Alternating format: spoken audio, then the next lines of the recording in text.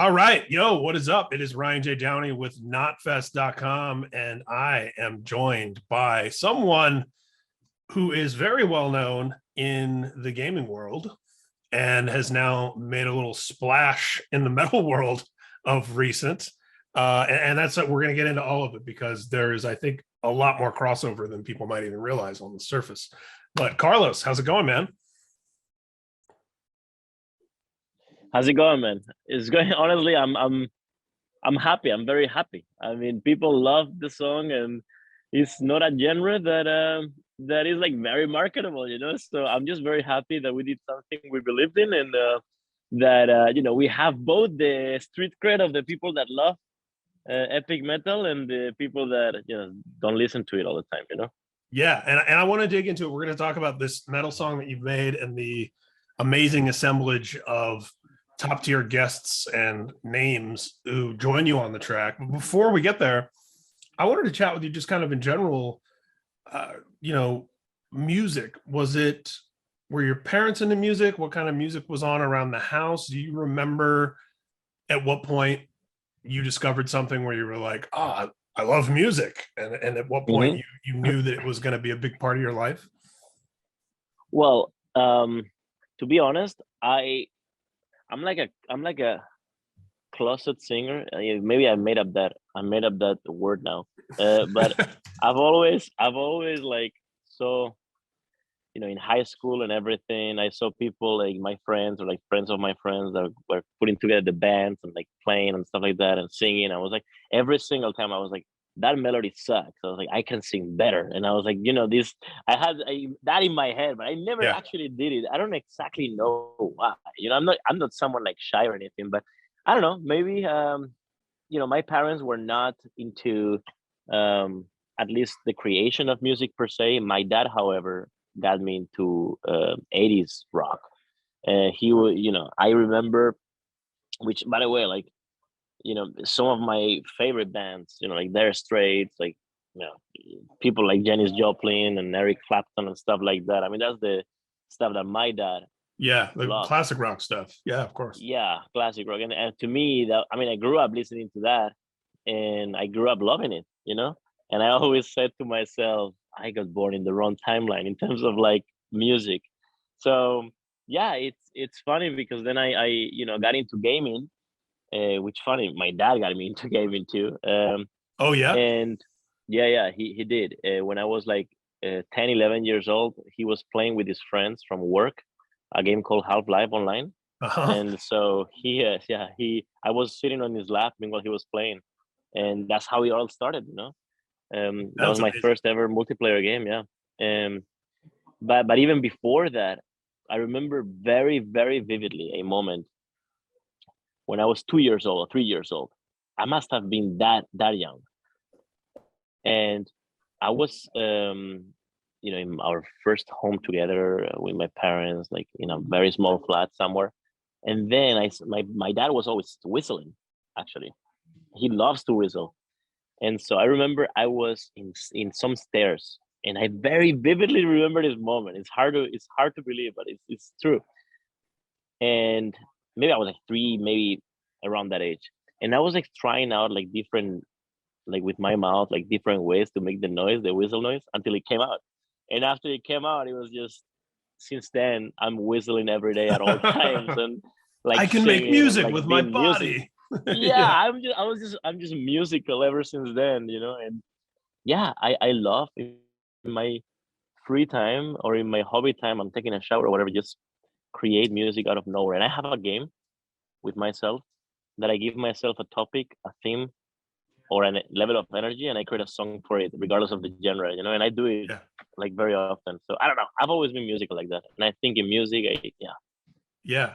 And I always find it interesting when people make music who have made their careers somewhere else first, and but in this case, there's so much continuity because obviously everything you're involved in has a creativity to it. It has an energy and a spirit that has a lot in common with music.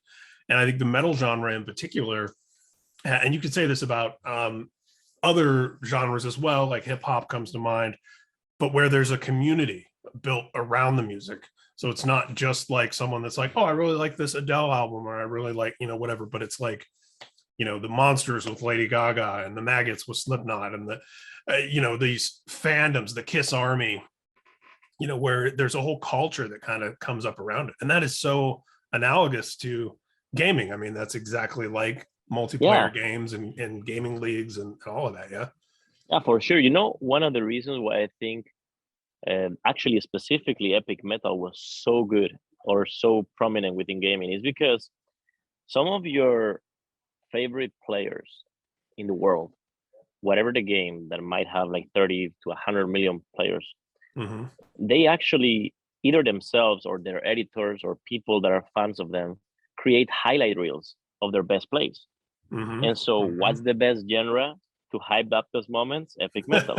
So it's true. Yeah. So when you grew up watching games like Counter-Strike, World of Warcraft, like even like strategy games like Warcraft 3 or whatever, that you see the highlights, and epic metal actually is probably one of the best, if not the best genre to provide that hype and that level of energy, power metal, that level of energy throughout the highlight reel or throughout the movie frag, it was called, right? Yeah. So and that's how I got, first of all, playing World of Warcraft, that's how I got in, fell in love with it. I saw my idols in game. Had all these videos that were so cool, and I was like, oh, you know what, I want to make my own videos too. And so I was like listening to epic metal and making my own videos and my own highlight reels, and it was with epic metal always. And there are these really interesting crossovers where my son is 8 years old, and he's really into YouTubers and gaming YouTubers, and like every 8-year-old, he loves Dan TDM, right? And he was showing me these videos last night of this guy Indigo, who's made these songs and these music videos about Dan TDM. And so it's very much of the culture right now, right? Where we're watching a video that's Dan TDM reacting to a music video made about something he did, right? But the reason why I bring all this up is because, we start turning these videos on and it's metal. It's like, like the song is like metal, not it's not Dark Throne, it's not Celtic Frost, but it's it's guitars and high energy, and has a lot of that epic sort of power metal vibe to the choruses and stuff like that. And as you said, it really is a genre that lends itself to that same energy that gaming has, like more so than I think really any other genre. I definitely tend to agree. And I think that unlike other genres, where the deeper you go into the genre, maybe the less you appreciate the quality of the music made in that genre. I think that EDM at large is like the best EDM, the best produced EDM songs, you probably heard of them. Right. And so you go down the rabbit hole and of EDM music, and it just doesn't get better. I mean, there might be melodies you like more, there might be drops you like more, right? Yeah. With epic metal or just power metal, sorry, like it's so, the structure, I feel it's so complex in comparison. Like to create a power metal song that feels premium, because the first draft, not even the first draft, the first, like the 90% before the song is finalized, that first 90% sounds worse than any first 90% of any genre I've seen. Right. Because it doesn't sound full, and it doesn't sound like, the mixing, I feel, is like most important. I feel like, the fullness of the many layers of instruments that need to be in there, need to be in there and don't feel like the frequencies are not fighting against each other and things like that are very complex. Those are things I had to learn the hard way with, in my eyes, one of the hardest genres to create music on, which is power metal. So I think that the farther you go down down into the depth of epic metal, the more you realize how complex to produce of a genre it is. Yeah, that's a great point. And as you said, in some other genres, there are some subgenres of things that are limited art forms where, if you've seen like, the 20 or so best situation comedies ever made on TV, you've probably seen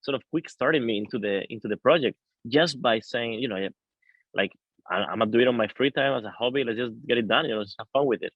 And so then I sent him. He was like, just give me like a melody or something you think you thought of. And so I sent him with placeholder notes. I mean, with placeholder lyrics, a WhatsApp voice note, and he was like, "What the fuck is this? Like, how did you? Like, when did you?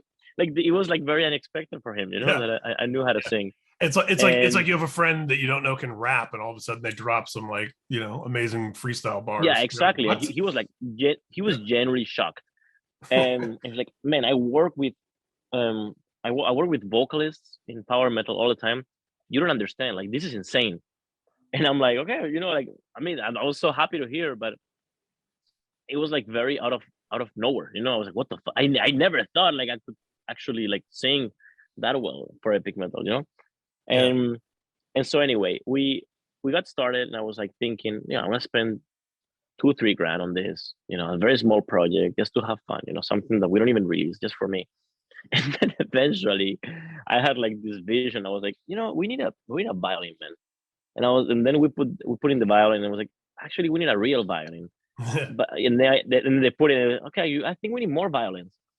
And then I was listening to how many different violins work together and so on, and realized that we need 20 strings. So Yeah. eventually Bring in the the dream orchestra. started. Exactly, we literally got an orchestra, and we got a choir. We got the strings. Yeah, we got the celloist, you know, Tina Yeah. from Hans Zimmer. I mean, we just went fucking ham, and I was like, you know, we might as well just go ham all the way, you know. Yeah. So we contacted Luke, we contacted Jason. I mean, you know, even our the guy that mixed it is just a fucking legend. I mean, the whole crew is incredible, and we did this together with very good friends at Potion, Hollywood Scoring, sorry, based in LA. Mhm. Fantastic people, and they're like, you know, with this genre in particular, they're just fucking magicians. So yeah, it was a very, very, very fun process, expensive process, but it was Sure. the most fun I had Yeah. I mean, well, you kind of went out and did ever. like a, you know, it's like a an action movie when like the Expendables or something where they're putting together their Pretty much. you're like finding the Pretty best and much. everything. Yeah. I mean, Pretty Jason much. But you Richardson know, is like a deathcore innovator as far as that very specific subgenre. He's been in like almost every one of the important bands in that realm. And yeah, and then man, obviously Luke it's has played on a incredible. whole bunch of stuff. What was He the was unbelievable. Like, he was like that solo Mhm. is such a bitch to play. Like, you just like, and he got it done. Like, bro, it's just the amount of talent is just through the. I can't even comprehend that talent. It's insane. It's insane. So then, and you'd be surprised by the way. Like, typically people will be thinking like, well, you know, um, if you pay anybody enough, you're gonna get them. Well, not these people. These people, if they don't love the project, like, they have to love the project. They wanna. These people are so sought after. Everybody wants to work with them. Everybody wants to work with them. And either you have a song that they're turned on by, and they Mhm. feel like in sync, creatively speaking with and artistically with, or you're just not gonna get them. And so I was so happy to see that they said yes to working with us after hearing the song and after hearing the first few drafts. And yeah, the rest is history. I'm just very, very glad it happened, man. Yeah, and it turned out awesome, and it's so much fun. Now I know that you know you haven't necessarily like you're not giving up your career to go be the lead singer in an epic metal band. But having said that, this isn't like just a one and done thing, right? Like you plan on No doing way. more music No way. and continuing to meld it with what you're already doing. Yeah. 100%. And um I have to sometimes I have to be okay with the fact that we will do genres that I'm not okay with. I mean, not okay, sorry, not that I don't love, you know, because we need to score our content, and some of our content just needs different kind of music. Simple as that. Um, but I wanna continue, and we will continue to do epic metal. In fact, I have the plan. This is not confirmed plan, but it's I guess it is now if I tell you, uh, of doing every single, like the first song of every year from now on until I die is going to be an epic metal song sung by me. That would be so sick. And And dude, and you could just have a different super group of musicians that you exact, list every time. yeah, and so that's definitely a goal. But on the side, I mean, we created this song on Sundays, on my free day, Hmm. because my work just takes everything out of me. And every Sunday we would just gather and get this done. So I'm telling you, if there would be like a band, imagine a legendary band like Dragon Force or whatever. If they would hit me up right now and say, "Hey, do you want to do a collaboration?" Yeah. And I would even say I would do it for free. I would sing a song of theirs for free. This is how much I love this shit. I only care about continuing to be able to um, be artistic and like just continue to have fun with my job. Ultimately, that's the only thing I care about. Yeah, man. And that's why we all got into all the stuff that we do in the first place, right? Was to figure out a way like, Yeah, for okay, I sure, got to make a living. I got to eat. How can I do that doing things I love? Like, that's for the sure, goal. Yeah. for sure. Yeah, that's brilliant, man. Well, dude, it's been super awesome chatting with you, getting to know you a bit here. I really love just, my favorite thing about what you're doing in the genre and with music in general, carrying over from what you've done in gaming, is that it's fun. I get a genuine sense that you're having fun, and that is so important and so often overlooked in so much of what happens in the perception of the general public at large. When they think about heavy metal, they don't think about heavy metal people as being like fun people. But all the people I know, most of the people in my life are from the metal community and the metal culture. Yeah, there's some like grim nihilism and some dark humor and things like that, but they're all fun. Like we love Yeah, metal. I'll You know what I I'll, mean? I'll Like be it's honest, we man. I enjoy it. fell in love as much as I fell in love with metal itself. I fell in love with the community around metal. Like, Yeah. you know, nobody was rooting against the song not doing well. Like everybody was rooting for the song to do well.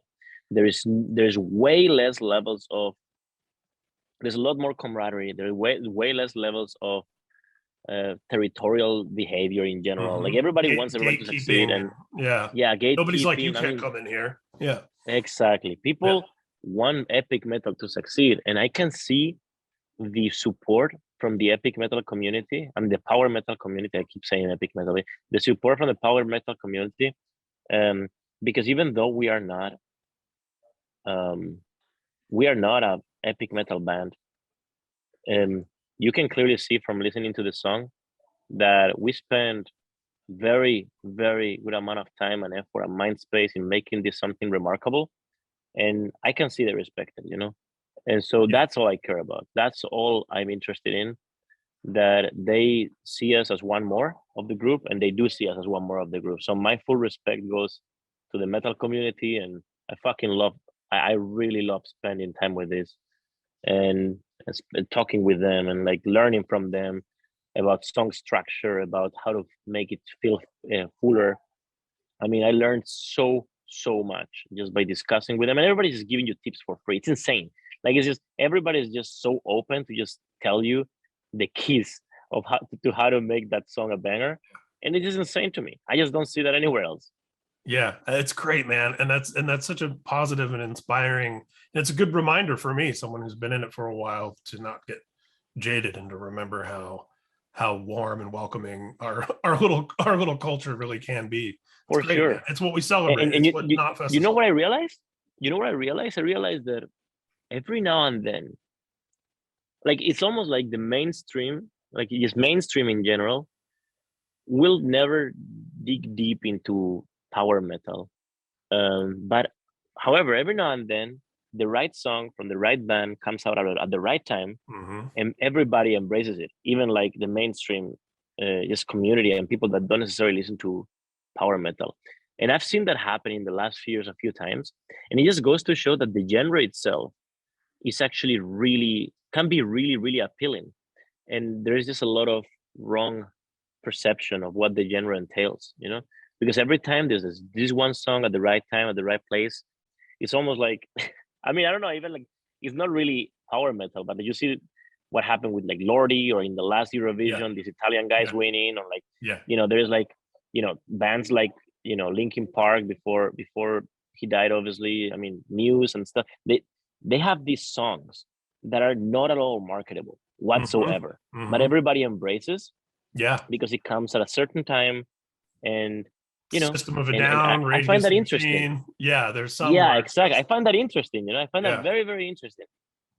yeah, because if you were to play System of a Down for really anybody in a vacuum, no one would think, oh, this is going to be these are going to be huge hit songs, Yeah, with the absolutely. general public. And then something happens, like you said, it's the right combination of circumstances and lightning in a bottle where it crosses over. I love Serge Tankian though. I Me love too. that guy. Oh my god, that voice is unbelievable.